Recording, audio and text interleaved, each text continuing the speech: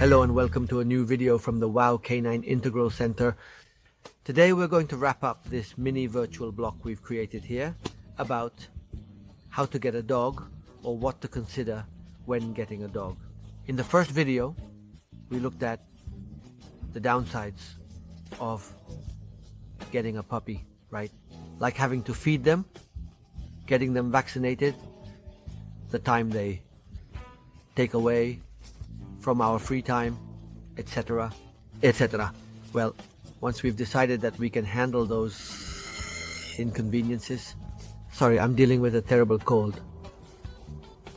Once we've decided that those inconveniences don't matter to us, that the desire and enjoyment of having a dog outweigh all those downsides, we then consider whether we're going to adopt a dog from a shelter or buy one from a breeder. We've seen that too, right? Well, once we've decided whether we're going to adopt a dog with the advantages and disadvantages that come with it, or buy one from a breeder with its own pros and cons, now we have to make the final decision. Do we get a puppy or an adult dog? Both options also have, like everything, their advantages and disadvantages. And these are things that almost nobody talks about, but I'm going to tell you. Well, puppies are super cute. They're really playful, they're very sweet, they always want to play, they want cuddles, and they even fall asleep on you. It's amazing to have a puppy, but puppies also come with a series of challenges. A puppy is going to pee and poop in the house until they're easily 6, 7, 8, or even 9 months old. And no matter how much you take them outside, they're going to try to hold it in as long as possible to avoid peeing outside and end up doing it at home. That's survival instinct. And we'll cover that later in another video. It's something to keep in mind.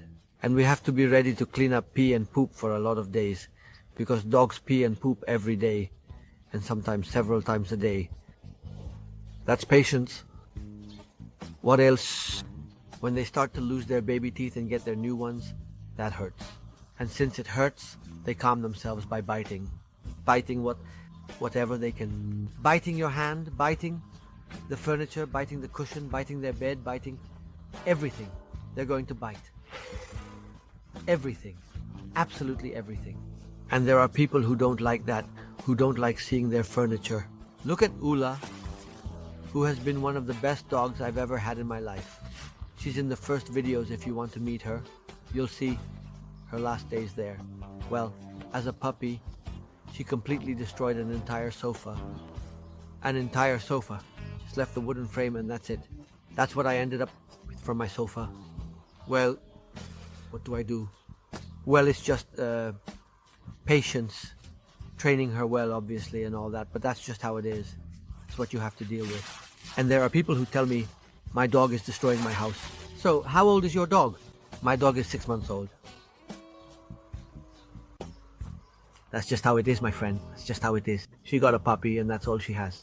Another good thing, there are bad things, but you can train them from the start. You need to know how to train them. It is easy to spoil a dog, leading to behavioral problems seen in past and future videos. Early puppy training is crucial because it's very easy to spoil a dog, and then all the behavioral problems we've been seeing in previous videos and that we'll see in 1,000 videos to come arise. So early training of the puppy is really important. There are people who wait until the dog is a year old or even 2 years old to start training the dog. So early training of the puppy is really important. There are people who wait until the dog is a year old or even 2 years old to start training the dog. There are even so-called trainers who tell you no, you can't train them until they're a year or a year and a half old. Yes, you can't train them in a strict way, but you can definitely start giving them some education as soon as they start walking. As soon as they start walking, you can begin to train your dog. And training just means teaching them to sit, lie down, or give you their paw. Training is about knowing where their hierarchy is, what they can and can't do at home, which rooms they can enter and which they can't, whether they can get on the couch or not, what their feeding times are, what their walking times are, etc. And training just means teaching them to sit, lie down, or give you their paw.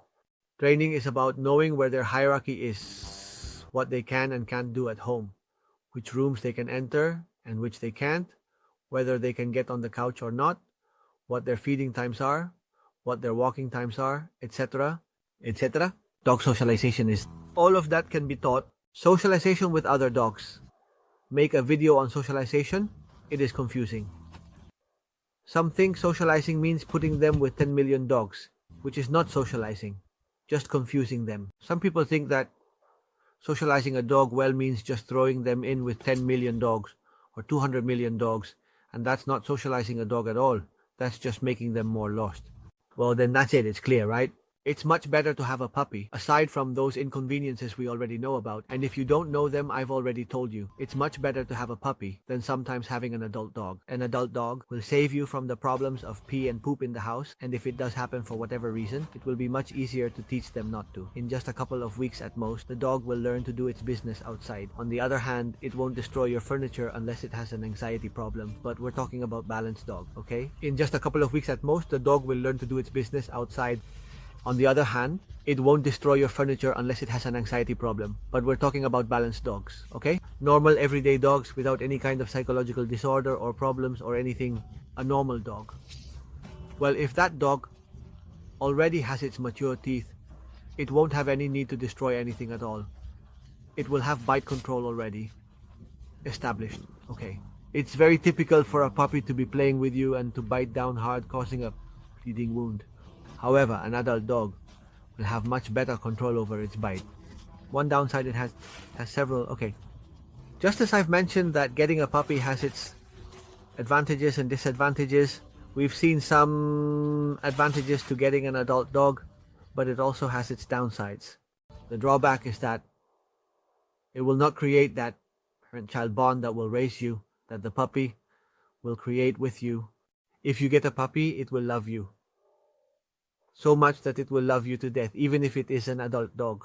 In fact, Fama came to our home as an adult dog. She arrived at 1.5 years, if I remember correctly, so she was already an adult dog. And there she is. She adores me. She follows me everywhere. I let her loose on the street or in the countryside, and when I call her, she comes without any problem. But she will never see me as that parent figure that a puppy would see if you raise it from a young age, okay? It's just that simple, right? But it will never see me as that parent figure that a puppy would see if you raise it from a young age, okay? It's just that, it doesn't work, right? Don't start stressing out about whether the dog is going to love you or not. Just think, I'd rather get a puppy. No. If you want to get an adult dog, the dog will love you like crazy. But there will be that difference. You're going to be a very loved leader if you know how to do it right. But you'll never be a beloved parent leader, okay? It's just that nuance. On the other hand, I'm going to miss out on... In the case of Fama, well, I've missed 1 year and a few months of her life. If I get an adult dog that was raised by someone else, it's very likely that it wasn't raised the way I want it to be raised for my home, because the rules in one house don't have to be the same as in another. For example, if I get a dog that's, let's say, 3 years old, okay, and well, that dog has had its own rules. Maybe they let it get on the couch or eat or beg for food, okay? And in my house, I don't allow my dogs to get on the couch. They have their own bed. In fact, Fama even has a memory foam bed just for her.